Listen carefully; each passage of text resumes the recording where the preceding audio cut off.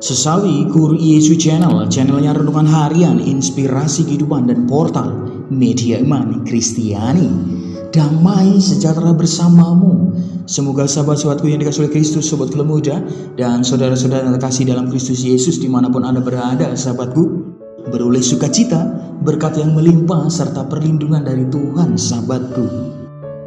Sahabatku, pada kesempatan ini pekan biasa ke-6, sahabatku, kita akan bersama-sama dengarkan firman Tuhan kembali dan renungkan bersama, sahabatku.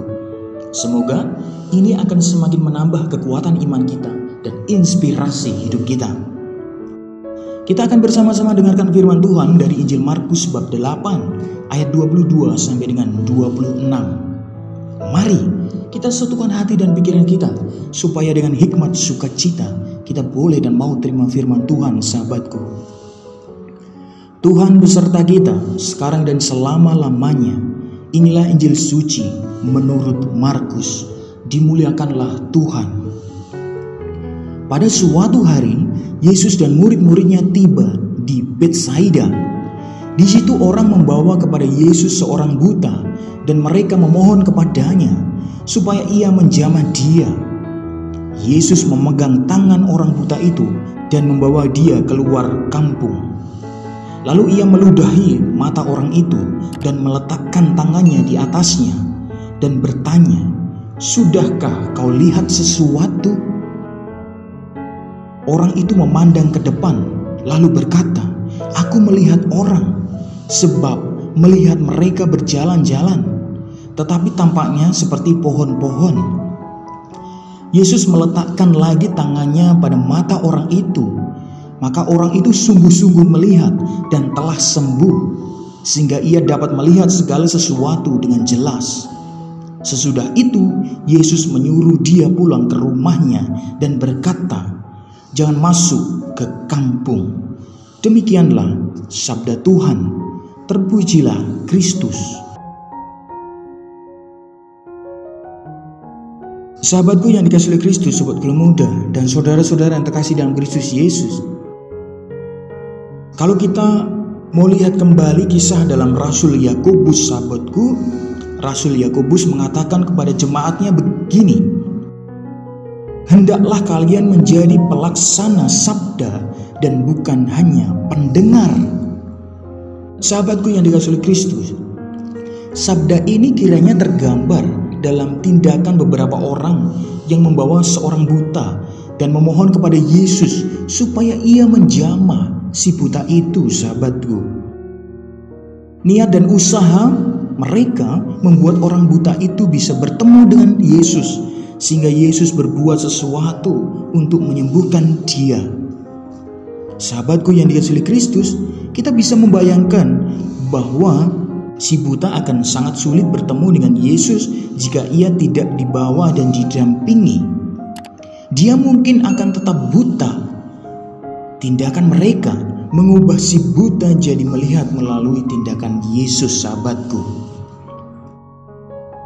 Sahabatku yang dikasihi Kristus, sobat Kelem Muda, dan saudara-saudara yang terkasih dalam Kristus Yesus, senang sekali mendengar kisah-kisah orang yang berjasa membantu orang lain, baik melalui pengalaman langsung sehari-hari maupun dalam berita yang tersiar di televisi atau media sosial lainnya, sahabatku. Mungkin orang-orang itu tidak mampu menolong secara langsung, namun usaha dan jasa mereka menjadi jembatan penolong bagi orang-orang yang sangat membutuhkan bantuan, sahabatku.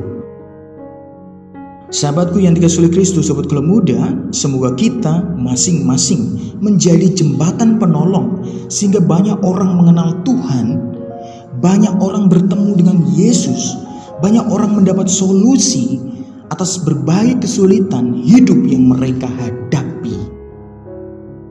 Maka sahabatku yang dikasihi Kristus, sobat Kelem Muda, dan saudara-saudara yang terkasih dalam Kristus Yesus, seperti kata Rasul Yakobus, sahabatku, hendaklah kalian menjadi pelaksana sabda dan bukan hanya menjadi pendengar.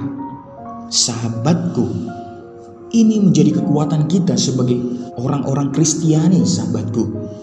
Sahabatku, menjadi pelaksana sabda adalah jembatan kita menjadi penolong, sahabatku. Maka mari dengan sukacita Tuhan menjadi pelaksana sabda dan menjadi jembatan penolong bagi orang lain yang kesulitan. Amin. Kemuliaan kepada Bapa dan Putra dan Roh Kudus seperti pada permulaan, sekarang selalu dan sepanjang segala abad. Terpujilah nama Yesus, Maria dan Santo Yosef, untuk sekarang dan selama-lamanya. Amin. Sahabatku, mari kita satukan hati dan pikiran kita dan tutup renungan singkat ini, sahabatku. Dalam nama Bapa dan Putra dan Roh Kudus. Amin. Tuhan, semoga kami menjadi pelaksana sabda dan menjadi jembatan penolong bagi banyak orang yang membutuhkan bantuan. Pakailah hidup kami ya Tuhan untuk menjadi sarana firman-Mu yang hidup, dan hidup kami semakin menjadi berkat. Ya Tuhan, kami berdoa pula ya Tuhan, bagi banyak keluarga dimanapun mereka berada saat ini, yang saat ini sedang mengalami banyak kesulitan ya Tuhan. Kiranya Engkau selalu memberikan pertolongan dari banyak tangan-tangan baik banyak orang ya Tuhan. Kiranya Engkau selalu menjamah, memberikan rahmat pertolongan dan sukacita hidup mereka. Kami juga berdoa ya Tuhan, memohon pertolongan-Mu bagi banyak orang yang saat ini mengalami kegelapan hati, dikecewakan, ditinggalkan, rasa bersalah, penyesalan ya Tuhan. Ya Tuhan, hanya dengan bantuan nama-Mu yang sungguh luar biasa, Engkau sembuhkan mereka, Engkau bantu, Engkau pulihkan, dan dengan sukacita ia mendapatkan terang dari-Mu ya Tuhan. Amin. Kemuliaan kepada Bapa dan Putra dan Roh Kudus seperti pada permulaan, sekarang, selalu dan sepanjang segala abad. Terpujilah nama Yesus, Maria dan Santo Yosef, untuk sekarang dan selama-lamanya. Amin. Dalam nama Bapa dan Putra dan Roh Kudus. Amin. Sahabatku yang dikasihi oleh Kristus, sobat Kelemuda dan saudara-saudara yang terkasih dalam Kristus Yesus, terima kasih sahabatku, kita sudah bersama-sama dengarkan firman Tuhan dan renungkan bersama. Sebarkan video ini supaya banyak orang semakin terima berkat dan terima rahmat sukacita. Banyak orang dipulihkan, banyak orang disembuhkan, banyak orang ditunjukkan jalan Tuhan.